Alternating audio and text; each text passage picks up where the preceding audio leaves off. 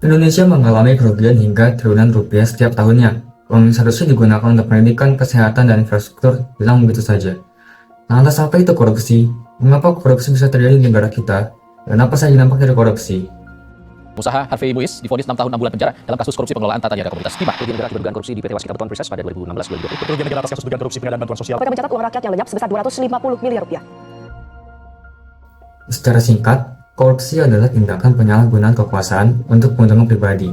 Contohnya, seorang pejabat menerima suap untuk meluluskan proyek tertentu atau menyalahgunakan anggaran yang seharusnya digunakan untuk masyarakat. Gak cuma itu, nyontek tugas atau ujian sebenarnya juga bisa dianggap sebagai korupsi.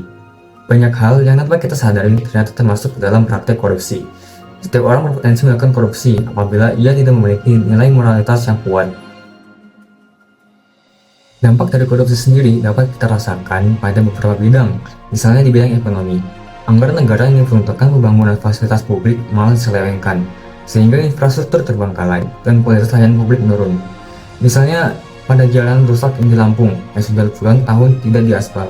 Itu pun sempat diaspal secara mendadak ketika Pak Jokowi berkunjung ke Lampung. Presiden Joko Widodo masih menemukan jalan yang rusak saat berkunjung ke Provinsi Lampung. Sampai-sampai Jokowi harus berhenti dan turun dari kendaraan dinasnya. Jalannya mulus, enak, Mati ya Pak. dinikmati. Sampai Pak Zul tadi tidur saya juga tidur. Ya, kalau ada yang hamil bisa ngelahirin. Dampak lainnya bisa kita rasakan di bidang sosial. Kepercayaan publik terhadap pemerintah menurun. Sebenarnya kepercayaan ini memang tidak terlihat secara langsung, tapi dampaknya bisa berbahaya. Ketika hukum dianggap tidak adil, kita tidak hanya kehilangan kepercayaan, tapi juga fondasi sebagai bangsa. Salah satu kasus korupsi besar yang terjadi di Indonesia adalah kasus korupsi timah, dengan total kerugian 271 triliun. Kasus ini melibatkan PT Timah Tbk, salah satu perusahaan timah terbesar di dunia. Sederhananya, kasus ini mengenai manipulasi harga, penambangan ilegal, dan penggelapan dana. Ada 16 orang yang ditetapkan sebagai terdakwa. Dan beberapa pelaku yang menjadi sorotan publik adalah Harvey Muiz, suami dari aktris Sandra Dewi, dan Crazy Rich Pig, Elena Lim. Angka 271 triliun bukan berarti uang yang diterima oleh para tersangka, tapi angka itu kalkulasi kerugian, kerusakan lingkungan yang dialami oleh negara. Intinya kasus ini sangat merugikan negara dan merusak lingkungan juga.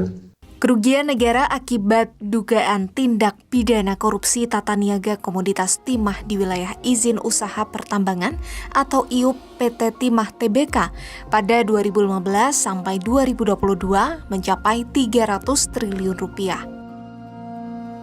Ada beberapa faktor yang menyebabkan korupsi masih terus terjadi. Yang pertama ada sifat serakah atau tamak. Korupsi sering terjadi karena adanya keinginan yang tidak terkendali untuk memperkaya diri sendiri.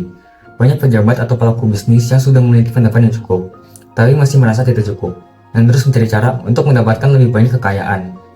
Contoh nyatanya, banyak oknum korup yang tertangkap memiliki aset yang jauh melampaui gaji resmi mereka, seperti properti di luar negeri atau koleksi barang mewah. Lemahnya penegakan hukum juga menjadi salah satu alasan mengapa korupsi masih terjadi. Meski ada banyak undang-undang yang dibuat untuk memberantas korupsi, pada kenyataannya hukum tidak terlalu ditegakkan dengan adil.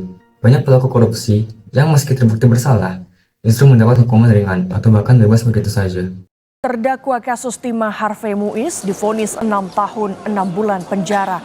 Vonis ini lebih ringan dari tuntutan jaksa 12 tahun penjara dalam kasus korupsi timah yang merugikan negara 300 triliun rupiah. Meskipun korupsi masih menjadi masalah besar, bukan berarti kita tidak bisa melakukan apa-apa.